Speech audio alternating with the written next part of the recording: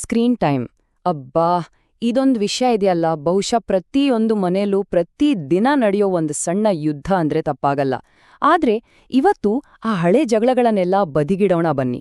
ಈ ಸಮಸ್ಯೆಯನ್ನ ನೋಡಕ್ಕೆ ಒಂದು ಹೊಸ, ತುಂಬಾನೇ ಪ್ರಾಕ್ಟಿಕಲ್ ಆದ ದಾರಿಯನ್ನ ಹುಡ್ಕೋಣ. ಸ್ಕ್ರೀನ್ಗಳನ್ನ ಶತ್ರುಗಳ ತರ ನೋಡೋ ಬದಲು ಮಕ್ಕಳ ಡಿಜಿಟಲ್ ಜಗತ್ತಲ್ಲಿ ಒಂದು ಹೆಲ್ದಿ ಬ್ಯಾಲೆನ್ಸ್ ಹೇಗೆ ತರಬಹುದು ಅಂತ ಈ ವಿವರಣೆ ನಿಮ್ಗೆ ಖಂಡಿತ ಸಹಾಯ ಮಾಡುತ್ತೆ. ಮೊದಲಿಗೆ ಈ ಸಂಖ್ಯೆ ನೋಡಿ, 7:30 ಗಂಟೆ. ಶಾಕ್ ಆಯ್ತಲ್ವಾ? ಹೌದು, 8ರಿಂದ 18 ವರ್ಷದ ಮಕ್ಕಳು ದಿನಕ್ಕೆ ಸರಾಸರಿ ಇಷ್ಟು ಹೊತ್ತು ಸ್ಕ್ರೀನ್ ಮುಂದೆ ಕೂರ್ತಾರೆ. ನೆನ್ಪಿಡಿ, ಇದು ಸ್ಕೂಲ್ ವರ್ಕ್ ಅಥವಾ ಹೋಮ್ವರ್ಕ್ ಬಿಟ್ಟು ಬರೀ ಎಂಟರ್ಟೈನ್ಮೆಂಟ್ಗಾಗಿ ಮಾತ್ರ.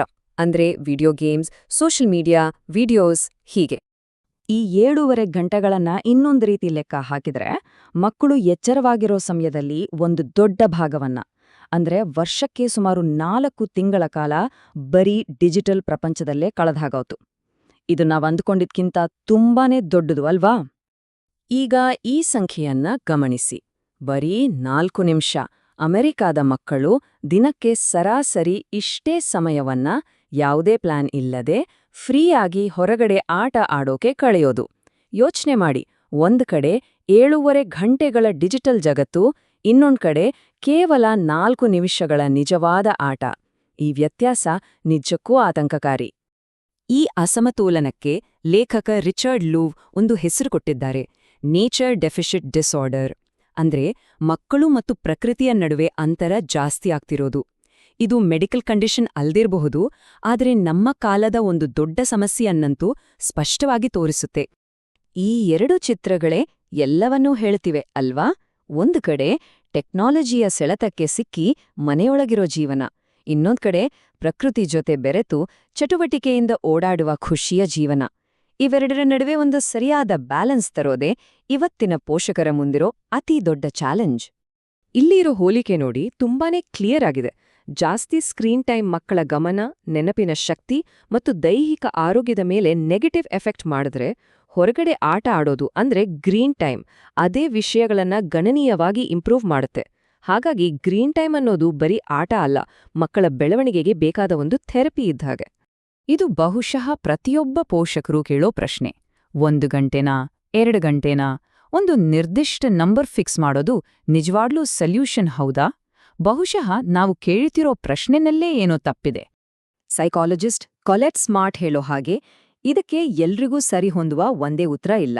ಯಾಕಂದ್ರೆ ಸ್ಕ್ರೀನ್ ಟೈಮ್ನ ಕ್ವಾಂಟಿಟಿಗಿಂತ ಅದರ ಕ್ವಾಲಿಟಿ ತುಂಬಾನೇ ಮುಖ್ಯ. ಮಕ್ಕಳು ಸ್ಕ್ರೀನ್ ಮೇಲೆ ಏನ್ ನೋಡ್ತಿದ್ದಾರೆ ಮತ್ತು ಆ ಕಂಟೆಂಟ್ ಅವರ ಮೇಲೆ ಹೇಗೆ ಪರಿಣಾಮ ಬೀರುತ್ತೆ ಅನ್ನೋದನ್ನ ಯೋಚಿಸೋದು ತುಂಬಾನೇ ಮುಖ್ಯ. ಹಾಗಾದ್ರೆ ಬನ್ನಿ, ಒಂದು ಹೊಸ ಐಡಿಯಾ ಬಗ್ಗೆ ಯೋಚಿಸೋಣ. ಅದರ ಹೆಸರು ಡಿಜಿಟಲ್ ನ್ಯೂಟ್ರಿಷನ್. ಅಂದ್ರೆ ನಾವು ತಿನ್ನೋ ಊಟದ ತರನೇ ನಮ್ಮ ಮಕ್ಕಳು ನೋಡೋ ಡಿಜಿಟಲ್ ಕಂಟೆಂಟ್ ಬಗ್ಗೆನೂ ಯೋಚಿಸೋದು. ಪ್ರತಿಯೊಂದು ಆಪ್ ಅಥವಾ ವಿಡಿಯೋಗೆ ಒಂದು ನ್ಯೂಟ್ರಿಷನಲ್ ಲೇಬಲ್ ಇದೆ ಅಂತ ಊಹಿಸ್ಕೊಳ್ಳಿ. ಕೆಲವು ಆಪ್ಸ್ ಪ್ರೋಟೀನ್ ಇದ್ದ ಹಾಗೆ, ಮೈಂಡ್ಗೆ ಒಳ್ಳೇದು. ಇನ್ನು ಕೆಲವು ಬರೀ ಜಂಕ್ ಫುಡ್, ಸಕ್ಕರೆ ತಿಂದ ಹಾಗೆ, ಸುಮ್ನೆ ಟೈಮ್ ವೇಸ್ಟ್. ಹಾಗಾದ್ರೆ ಈ ಡಿಜಿಟಲ್ ಡಯಟ್ ಅನ್ನು ಬ್ಯಾಲೆನ್ಸ್ ಮಾಡಕ್ಕೆ ನಮ್ಗೆ ಯಾವ ಪೋಷಕಾಂಶ ಬೇಕು? ಈ ಡಿಜಿಟಲ್ ಜಂಕ್ ಫುಡ್ನ ಎಫೆಕ್ಟ್ಸ್ ಕಡಿಮೆ ಮಾಡಿ ಆರೋಗ್ಯಕರ ಮನಸ್ಸು ಮತ್ತೆ ದೇಹವನ್ನ ಬೆಳೆಸೋಕೆ ಒಂದು ಪವರ್ಫುಲ್ ಮದ್ದಿರ್ಬೇಕಲ್ವಾ? ಅದ್ಯಾವುದು? ಉತ್ತರ ಇಲ್ಲೇ ಇದೆ ನೋಡಿ.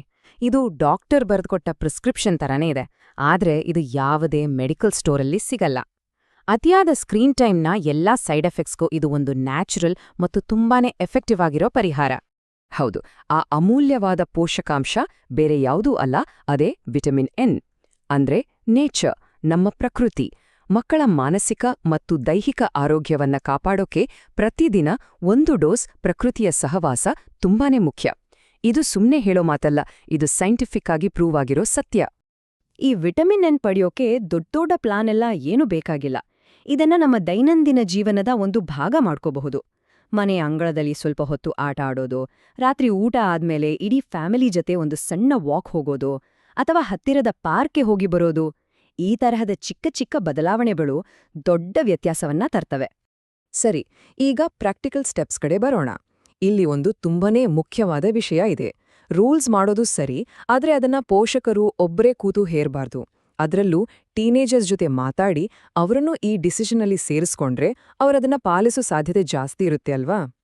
ಫ್ಯಾಮಿಲಿ ಎಲ್ಲ ಒಟ್ಟಿಗೆ ಕೂತು ಕೆಲವು ಕ್ಲಿಯರ್ ಆದ ರೂಲ್ಸ್ ಮಾಡ್ಕೋಬೇಕು. ಉದಾಹರಣೆಗೆ, ಡೈನಿಂಗ್ ಟೇಬಲ್ ಮೇಲೆ ಯಾವುದೇ ಫೋನ್ ಇರಬಾರ್ದು. ರಾತ್ರಿ ಮಲ್ಗುವಾಗ ಎಲ್ಲ ಡಿವೈಸ್ಗಳು ಬೆಡ್ರೂಮ್ನಿಂದ ಹೊರಗಿರಬೇಕು. ಈ ನಿಯಮಗಳು ಒಳ್ಳೆ ನಿದ್ದೆಗೆ ಮತ್ತು ಒಬ್ರಿಗೊಬ್ರು ಮಾತಾಡೋಕೆ ಹೆಲ್ಪ್ ಮಾಡ್ತವೆ. ಟೈಮ್ ಮತ್ತು ಪ್ಲೇಸ್ ಜೊತೆಗೆ ಆಕ್ಟಿವಿಟೀಸ್ ಬಗ್ಗೆನೂ ಕೆಲವು ಒಪ್ಪಂದಗಳನ್ನ ಮಾಡಿಕೊಳ್ಳಿ. ಸ್ಕ್ರೀನ್ ಟೈಮ್ ಫಿಸಿಕಲ್ ಆಕ್ಟಿವಿಟಿಗೆ, ಫ್ರೆಂಡ್ಸ್ ಜೊತೆ ಮಾತಾಡೋಕೆ ಅಥವಾ ಬೇರೆ ಹವ್ಯಾಸಗಳಿಗೆ ಅಡ್ಡಿಯಾಗಬಾರ್ದು. ಎಲ್ಲಕ್ಕಿಂತ ಮುಖ್ಯವಾಗಿ ಪೋಷಕರೇ ಒಂದು ಒಳ್ಳೆ ಎಕ್ಸಾಂಪಲ್ ಆಗಿರಬೇಕು.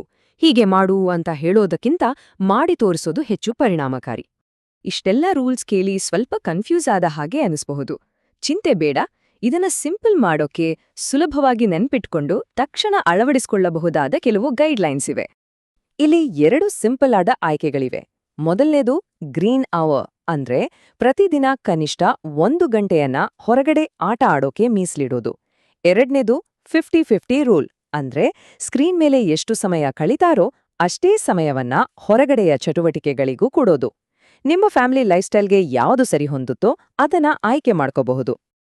ಕೊನೆಯದಾಗಿ ಇದನ್ನ ನೆನ್ಪಿಟ್ಕೊಳ್ಳಿ, ಈ ವಿವರಣೆ ಒಂದು ಗೈಡ್ಲೈನ್ ಅಷ್ಟೇ, ಇದೇ ಫೈನಲ್ ಅಂತಲ್ಲ. ಪ್ರತಿಯೊಂದು ಕುಟುಂಬವೂ ವಿಭಿನ್ನ. ಹಾಗಾಗಿ ಪ್ರತಿಯೊಬ್ಬರೂ ತಮಗೆ ಸರಿಹೊಂದುವ ಬ್ಯಾಲೆನ್ಸನ್ನ ಕಂಡುಕೊಳ್ಬೇಕು. ನಿಮ್ಮ ಮೌಲ್ಯಗಳಿಗೆ ಮತ್ತು ನಿಮ್ಮ ಮಕ್ಕಳ ಅಗತ್ಯಗಳಿಗೆ ತಕ್ಕ ಹಾಗೆ ಒಂದು ಆರೋಗ್ಯಕರ ಡಿಜಿಟಲ್ ಲೈಫ್ಸ್ಟೈಲ್ ಅನ್ನ ರೂಪಿಸೋ ಆರ್ಕಿಟೆಕ್ಟ್ ನೀವೇ. ಹಾಗಾದ್ರೆ ನಿಮ್ಮ ಕುಟುಂಬದ ಸಮತೋಲಿತ ಡಿಜಿಟಲ್ ಜೀವನ ಹೇಗಿರ್ಲಿದೆ?